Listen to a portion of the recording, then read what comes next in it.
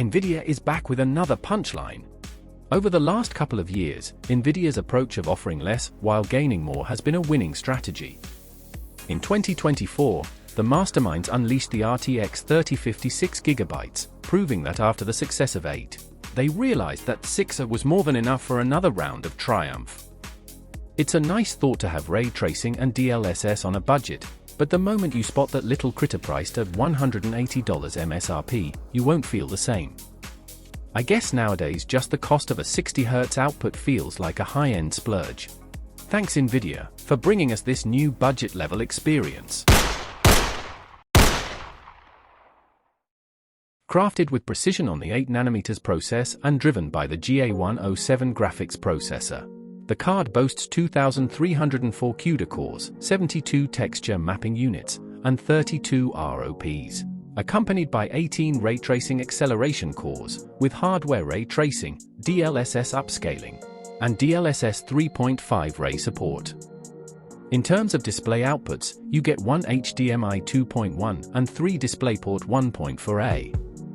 The GeForce RTX 3050 6GB seamlessly connects to the system through a PCI Express 4.0 x8 interface.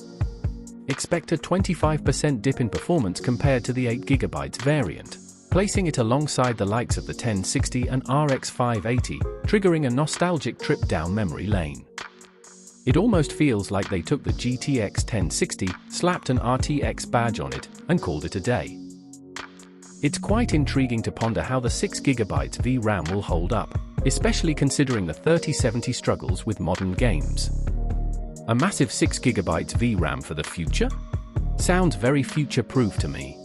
And that's not all. I discovered they even have a dedicated jokes tab for us to enjoy. Guess this guy must have upgraded from some ancient card to the RTX 3050 6GB if he's feeling a breath of fresh air. Bless his gaming soul, here's hoping he finally gets to witness true 1080p magic. But first, let me showcase this little kitty's gaming prowess. In the legendary God of War realm, at 1080p resolution, the 3050 achieves playable FPS, marking a roughly 30% decrease compared to the 1066GB, yet slightly outperforming the RX 580. However, in certain scenarios, the FPS may dip below 60, impacting the overall smoothness of gameplay.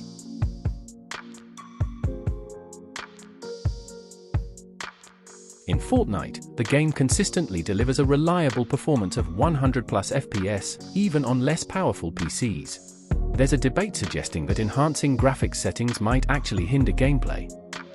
Nevertheless, when set at 1080p with medium configurations, a harmonious balance between image quality and frame rate is achieved. The 3050 6GB manages to maintain a robust average of 120 FPS without upscaling, closely tailing the GTX 1650 Super and RX 5500 by just a few points, while outpacing the A380 by a substantial 33%. In Call of Duty Warzone, similar results can be expected, reaching around 100 FPS on medium-low settings without any upscaling. In my perspective, this game presents foggy and pixelated visuals, creating a challenging and unpleasant experience for the eyes. Even applying upscaling renders it unplayable for me. On balanced settings, maintaining a consistent 95 FPS is easily achievable, even in high-traffic areas and intense combat scenarios. Frame drops are limited to around 20 to 25, offering a favorable opportunity to sustain 60+ FPS in the battlefield.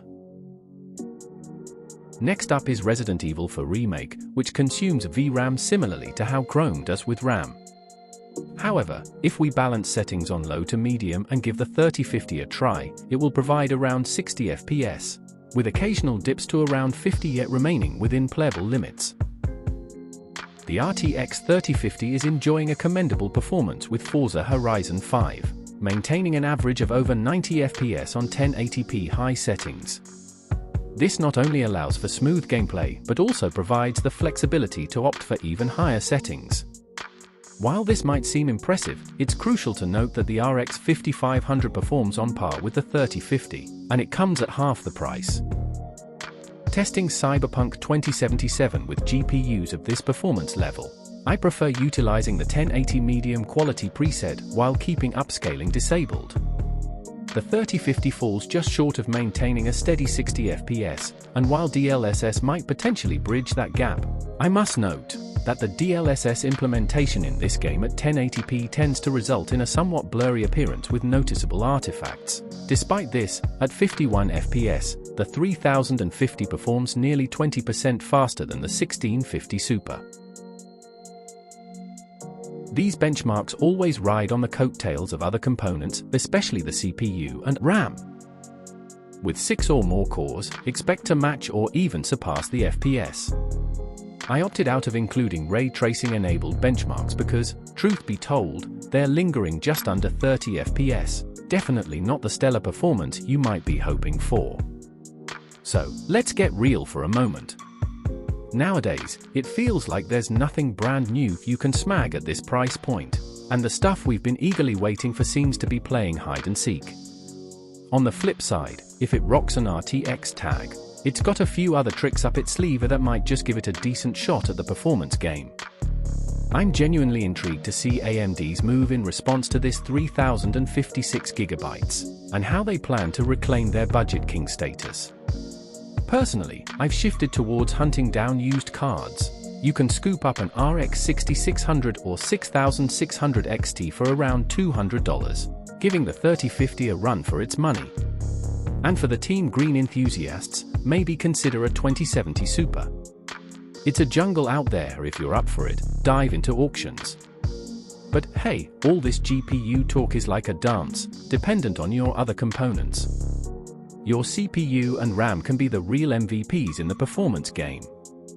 And if you're curious about how the RX 6600 XT can outshine this little puppy, check out my video link for the Royal Showdown.